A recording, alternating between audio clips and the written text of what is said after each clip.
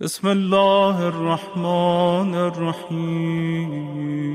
نبی جس گھوڑے پر بیٹھتے تھے کربلا میں 50 سال کے بعد بھی جوان ہے۔ ذوالجناح 25 سال میں مر جانا چاہیے، 30 سال میں مر جانا چاہیے، مگر کیوں کہ نبی کی سواری ہے۔ پسر سعد نے کہا کوئی تیر نہ مارے، میں نے بچپن میں نبی کو اس پہ بیٹھے دیکھا ہے، اور پکڑنے کی کوشش بھی کی گئی، مگر ذوالجناح کے لیے 3 روایتیں ملتی ہیں۔ ایک روایت تو یہ کہ فرات میں وہ خود کو لے گیا، فرات میں اتار گیا خود کو۔ دوسری روایت یہ ملتی ہے کہ اس پر مولا نے کسی بیوی کو بٹھا کر اسے کہا کہ انہیں کسی محفوظ جگہ لے جا۔ تیسری بات یہ ملتی ہے کہ وہ غائب ہو گیا، اور جب امام آئیں گے تو اس میں بیٹھ کے آئیں گے۔ امام زمانہ کی سواری ذوالجناح۔ میں یہاں تمہید کو مکمل کرتا ہوں کہ جو بھی اس گھرانے سے منسوب ہو جائے اس کی عزت میں اضافہ ہو جاتا ہے، اس کی عزت میں اضافہ ہو جاتا ہے۔ اب مدینے میں بڑے اونچے اونچے مکان والے لوگ بھی ہوں گے، بڑے پکے مکانوں والے لوگ بھی ہوں گے، مگر اللہ نے جس گھر کو تعمیر کرنے کا حکم دیا ہے، جس گھر کو کی تعظیم کرنے کا حکم دیا ہے، وہ گھر کون سے ہیں جن کے لیے قرآن میں آیت آئی فی بیوت اذن اللہ ان ترفع۔ اللہ کا حکم ہے ان گھروں کے لیے، انہیں بناؤ فی بیوت اذن اللہ ان ترفع ویذکر فیہا اسمہ، کہ جن گھروں میں اللہ کا نام لیا جاتا ہے، وَيُسَبِّحُ لَهُ فِيهَا بِالْغُدُوِّ وَالْآصَالِ، اور صبح شام جہاں اللہ کی تسبیح کی جاتی ہے۔ آیت نازل ہوئی تو اصحاب کی انجمن نبی کے ساتھ تھی۔ ایک صحابی محترم نے آواز دے کر کہا یا رسول اللہ وہ کون سے گھر ہیں جنہیں بنانے کا اللہ حکم دے رہا ہے؟ سرکار نے بے ساختہ فرمایا بیوت الانبیاء، انبیاء کے گھر۔ بات مکمل ہو گئی تھی کہ نبیوں کے ہاں اللہ کا ذکر صبح شام ہوتا ہے، نبیوں کے گھر میں اللہ کی تسبیح کثرت سے ہوتی ہے۔ کہا گیا ہے جن گھروں میں تسبیح ہو اللہ کی اور ذکر الہی ہو ان گھروں کو تعمیر کرو، تعظیم کرو۔ نبی نے جواب دے دیا وہ بیوت الانبیاء ہیں، انبیاء کے گھر ہیں کہ جن کو بنانے اور جن کی تعظیم کرنے کا اللہ حکم دے رہا ہے۔ بات مکمل ہو گئی تھی۔ مولانا عباس مہدی ترابی ہوتے تو انہیں ذرا اور تسلی ہوتی۔ اب سے 3 سال پہلے اس پاکستان کے اندر ایک بحث چھڑی کہ مولا علی تمام انبیاء، ہمارے نبی کے بعد، آخری نبی کے بعد، نبی خاتم کے بعد، ان کے علاوہ مولا علی تمام انبیاء سے افضل ہیں۔ تو ایک طوفان بپا ہو گیا، FIR کٹنا شروع ہو گئی کہ یہ انبیاء کی توہین ہوئی ہے۔ نہیں، مسئلہ کچھ اور ہے۔ انبیاء کی توہین نہیں ہو رہی تھی، ڈر کہیں اور لگ رہا تھا۔ اگر علی انبیاء سے افضل ثابت ہو گئے تو پھر باقی اور کون رہتا ہے؟ مسئلہ یہ تھا۔ صلوات پڑھے ذرا محمد۔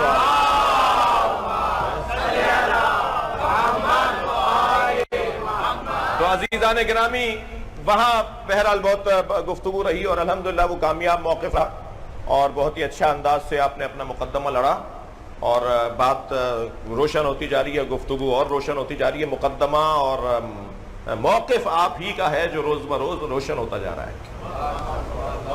جی چپتے ہوئے جملے برداشت کر لیجئے، کراچی کی شاہراہوں پہ گالیاں سن لیجئے، مگر مستقبل آپ کا ہے۔ صلوات پڑھے ذرا محمد۔ آئندہ اہل بیت والوں کا ہے۔ مجھے اندازہ ہے مجلس میں میرے سنی بھائی بھی بیٹھے ہیں، بات تو شیعہ سنی کی میں کر ہی نہیں رہا، عظمت اہل بیت کی بات کر رہا ہوں، فضائل اہل بیت کی بات ہو رہی ہے نا۔ تو جب نبی نے کہہ دیا کہ وہ گھر جن کو بنانے کا اللہ نے حکم دیا، سورہ مبارکہ نور آیت نمبر 36 نوٹ کر کے جائیں بچے، ان گھروں کو اللہ نے بنانے کا حکم دیا جس میں اللہ کی تسبیح ہوتی ہے، اللہ کا ذکر ہوتا ہے۔ سرکار سے مصداق پوچھا گیا، اس کی مثال کیا ہے، اس کا مصداق کون ہے، ان گھروں کا مصداق کون ہے، کن کے گھر ہیں وہ جن کو بنانا ہے؟ نبی نے فرمایا بیوت الانبیاء، وہ انبیاء کے گھر ہیں۔ بات پوری ہو گئی تھی، جواب آ گیا تھا، مگر جس بزرگ کی جو خدمت ہو اسے یاد رکھنا چاہیے۔ برابر سے حضرت ابوبکر کی آواز آئی ھذا المکان منہا، یہ علی و بطول کا گھر ان میں سے ہے۔ بھائی سرکار نے کہہ دیا تھا وہ انبیاء کے گھر، تو اب تو سوال کی گنجائش شاید نہیں بنتی تھی، مگر میرا ذہن یہ کہتا ہے کہ حضرت کے ذہن میں یہ گھر ان گھروں سے افضل تھا۔ سرکار سے پوچھا یا رسول اللہ علی و بطول، اشارہ کیا حضرت ابوبکر نے، یہ علی و بطول کا گھر ان میں سے ہے؟ نبی کا جواب سنیے، قربان جائیں اس گھر کی اینٹوں پر، قربان جائیں اس گھر کی کھڑکیوں اور دروازوں پر، जैसे ही हजरत अबू बकर ने पूछा ये अली और बतूल का घर उन घरों में है जिन्हें बनाने का अल्लाह ने हुक्म दिया है, मेरे मौला नबी ने बेसाख्ता फरमाया नाम मिन अफजलहा, ये उन सब से अफजल है, ये घर उन सब घरों से अफजल है। असली मजमून पर आया, ये घर जो सारे घरों से अफजल है, उस घर की सदारत किसके नाम? भाई नक्कन साहब का जुमला मुझे याद आ रहा है, अल्लाह उनके मनाजिल आखरत को और आसान फरमाए और वादियो सलाम में इमाम हुसैन का जवार उन्हें अता फरमाए और फुक़हा और उलमा का जो मकाम अल्लाह ने करार दिया है वो उन्हें उससे बेहतर अल्लाह उन्हें अता फरमाए। नक्कन साहब फरमाते हैं कि जब नबी ने जुमला महसूस करेंगे, फरमाते हैं जब नबी ने ईंटों के घर में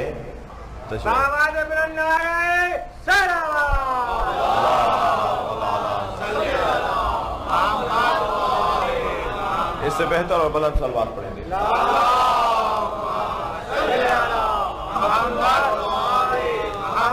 नक्कन साहब का जुमला हदिया कर रहा था।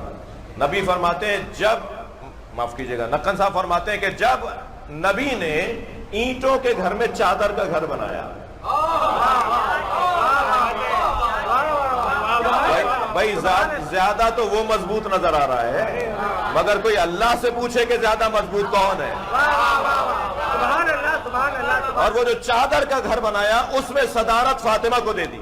हम फातिमा तो वबूहा वबालुहा वबनुहा, इस चादर वाले घर में सदारत सैयदा के नाम, सदारत सैयदा के नाम।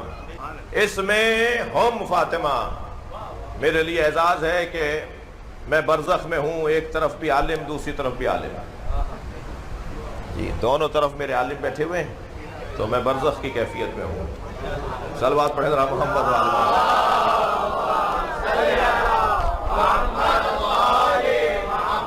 मैं इन उलमा को ज़्यादा मुतवज्जे करके एक जुमला करूँगा कि अरबी ग्रामर में हम फातिमा जुमलाए ताम्मा है, जुमलाए इस्मिया है, जुमलाए यसे हुस्सुकूत है, ताम्मा जुमला है, मुकम्मल जुमला है।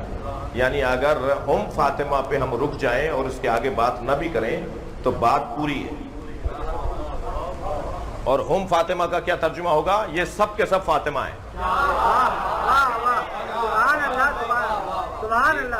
ज़मीर मुनफसिल मुकद्दम जी, खबर मुकद्दम और मुब्तदा मुअख्खर। फातिमा तो हम नहीं कहा जाएगा, हम फातिमा, ये हम ये सब फातिमा, यानी हकीकत इन सब की फातिमी है। और फातिमा उसे कहते हैं जिसे पहचानना नामुमकिन हो। वमा अदरा कमा लैलतुल क़द्र, और सैयदा अपने सीने पे हाथ रख के फरमाया अना लैलतुल क़द्र। ये सब के सब फातिमा है। हम फातिमा तो व अबूहा, ये सब फातिमा है, इनमें इनके फातिमा के बाबा हैं। वबालुहा, शौहर हैं।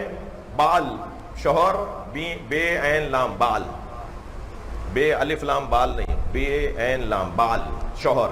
बाली अमीरुल मोमिनीन जी, जनाबे ज़हरा दुनिया में आने से पहले जनाबे खदीजा को शिकम मुबारक से जो गुफ्तगू करती थी ना, उसमें जनाबे ज़हरा अमीरुल मोमिनीन का नाम लेती थी ये कह के कि मेरा शौहर मेरा मौला है। ये शादी अली व बतूल सैयदा की और मौला अली की शादी दो जगह हुई है। अर्श पे अल्लाह ने निकाह पढ़ाया, हाँ, फर्श पे रसूलुल्लाह ने निकाह पढ़ाया। लिहाजा ये वाहिद रिश्ता है कि जो दुनिया की वजह से नहीं बना था, लिहाजा दुनिया की वजह से खत्म भी नहीं होगा। ये उस जहान में भी जनो शोहर हैं। नबी की कोई ज़ौजा नबी के साथ वहां रहेगी ये तय नहीं है। अंबिया किराम की अज़वाज नबी और उन नबियों के साथ वहां भी ज़ौजा होंगी ये तय नहीं है, मगर जनाबे ज़हरा मौला अली की ज़ौजा होंगी ये तय है।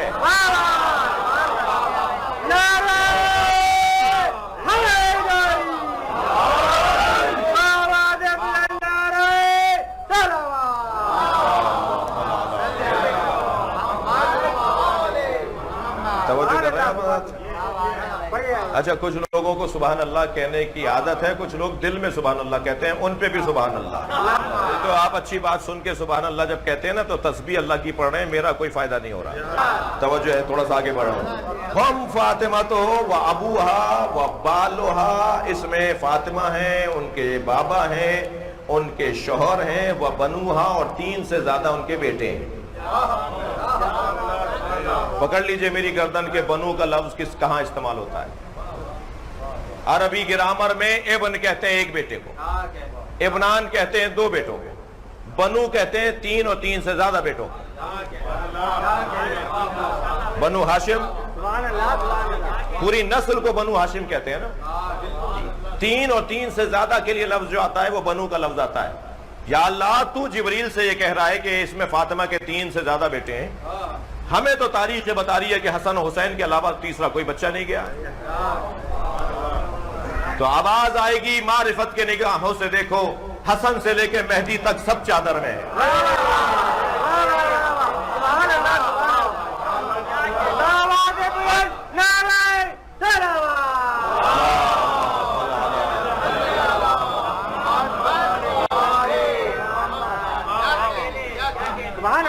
ائمہ اہل بیت کی عصمت پر 200 دلیلیں تو الحمدللہ ہم جمع کر چکے ہیں۔ جناب حضرت مفتی منیب الرحمن حفظہ اللہ، وہ ایک ملاقاتیں ہماری ان سے، تو کہنے لگے کہ پنجتن کی عصمت پر اور پنجتن کی خطا محفوظ عن الخطا ہونے پہ تو دلیلیں ہیں، لیکن آپ ائمہ کو بھی معصوم مانتے ہیں، دلیل کیا ہے؟ بات تو ہے۔ تو علامہ غلام حسین کنتوری نے ہندوستان سے اب سے مدتوں پہلے کتاب لکھی تھی جس میں 100 دلیلیں انہوں نے جمع کی تھیں ائمہ اہل بیت کی عصمت پر۔ الحمدللہ ہم نے 100 اور اضافہ کیا ہے۔ دار التحقیق باب العلم میں جو ہمارا ادارہ ہے، تحقیقی ادارہ ہے، اس میں جو کام کرنے والے دوست ہیں ان میں سے ایک مولانا تشریف فرما ہے، اور وہ کمپوزنگ کے مراحل میں ہیں۔ بار بار دیکھا جاتا ہے کہ اس کے اندر کوئی کمزور جملہ نہ رہ جائے۔ ظاہر ہے اپنا موقف پیش کر رہے ہیں نا۔ میں تو بہت چھوٹا سا فقیر اور آپ کا نوکر ہوں، مجھے تو ان لوگوں پہ تعجب ہوتا ہے جو یہ کہتے ہیں کہ مولوی کر کیا رہے ہیں، تو وہی یہ سوال کرتے ہیں جو مولویوں سے دور ہیں۔ جتنا کام اس وقت ہو رہا ہے شاید 20 سال پہلے نہیں ہوا۔ الحمدللہ مسلسل بہتری کی طرف ہے ہمارا مکتبی عمل مسلسل بہتری کی طرف ہے۔ توجہ چاہوں گا، تو وہ جو دلائل 200 دلائل، ان میں سے ایک دلیل یہ جو میں ابھی آپ کے سامنے دے رہا ہوں کہ لفظ بنو استعمال کیا ہے، اللہ نہیں، اللہ کا کلام ہے، حدیث کے ساتھ واحد کلام ہے جو ایک ہی وقت میں اللہ کا کلام بھی ہے، رسول اللہ کا کلام بھی ہے، مولا علی کا کلام بھی ہے، امام حسن کا کلام بھی ہے، امام حسین کا کلام بھی ہے، جناب زہرا کا کلام بھی ہے، قرآن بھی ہے، حدیث قدسی بھی ہے۔ حدیث کے ساتھ ایک ہی وقت میں جتنے بھی کلام ہیں نا ان سب کا مجموعہ ہے، لہٰذا جتنی قدر کی جائے اور جتنا اس کو پڑھا اور اس کو سمجھا جائے اتنا اس کا حق ہے، اس سے زیادہ ہم اس کی خدمت میں رہیں گے۔ 3 سے زیادہ بیٹے فاطمہ کے اس میں ہیں، 3 سے زیادہ بیٹے سیدہ کے اس کے اندر موجود ہیں۔ صدارت اس گھرانے کی جناب زہرا کے نام، اور سب سے برابر کا رشتہ جناب زہرا کا اس انجمن پنجتن میں بابا بیٹی، شوہر زوجہ، ماں بیٹا۔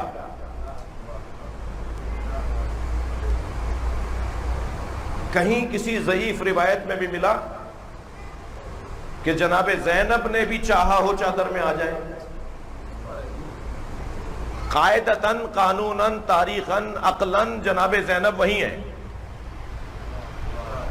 قاعدہ یہ کہتا ہے، تاریخ یہ کہتی ہے، قانون یہ ہے کہ بی بی کہاں ہوں گی اور ماں نہیں ہوں گی، تو بی بی کے گھر میں واقعہ ہو رہا ہے، بی بی سب بہن بھائیوں میں چھوٹی ہیں، جناب امام حسن امام حسین سے کم سن ہیں، سب وہاں موجود ہیں، اور نہیں ہے تو جناب زینب نہیں ہے، یہ کیسے ممکن ہے؟